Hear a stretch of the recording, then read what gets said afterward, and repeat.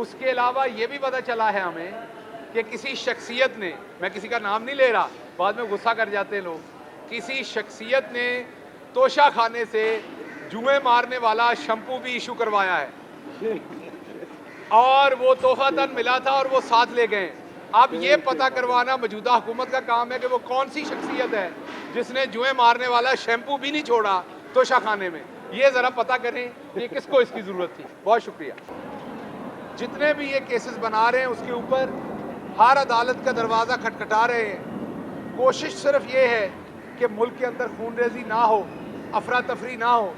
कुछ लोगों ने कल से झूठी अफवाहें फैलाई कि जो जीबी की पुलिस थी उसने गन्ने तान ली,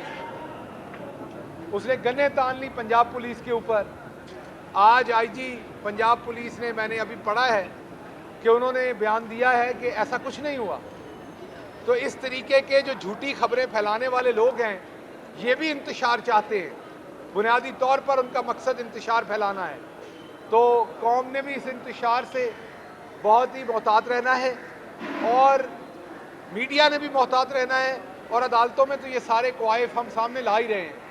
जैसा कि कल मैंने आपकी खिदमत में अर्ज़ किया कि कल अदालत के अंदर कोई ये जिम्मेदारी लेने को तैयार नहीं था कि ये जो ऑपरेशन फस्तायत का हो रहा है, कत्ल गारत का, मार धाड़ का, इस ऑपरेशन को कर कौन रहा है।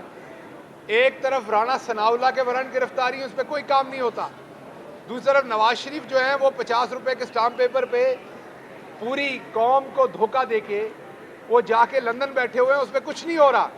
इमरान खान जिनके ऊपर एक जाली मुकदमा बनाया गया कि उन्होंने घड़ियाँ ली, तो तोशा खाने से तो तहाइफ और बहुत सारे लोगों ने लिए, उन पर मुकदमात नहीं है, उनके वारंट नहीं निकल रहे।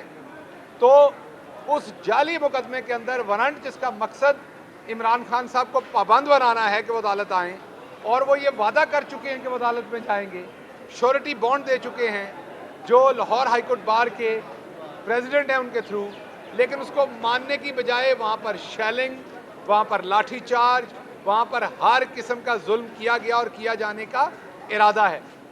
इसकी जितनी भी मजम्मत की जाए वो कम है। हम अदालत में भी अपनी लड़ाई लड़ेंगे। हम वकला का भी शुक्रिया अदा करते हैं जो हमारे साथ खड़े हुए हैं, सहाफ़ियों का शुक्रिया अदा करते हैं जिन्होंने इन मुश्किल हालात के अंदर सहाफ़त की जिम्मेदारियाँ अदा की हैं, और इंशाल्लाह कानूनी, आइनी और सियासी जंग जो है वो जारी रहेगी। अब मैं आता हूँ बाजी मरियम के जो पेपर्स उन्होंने जमा कराए हैं।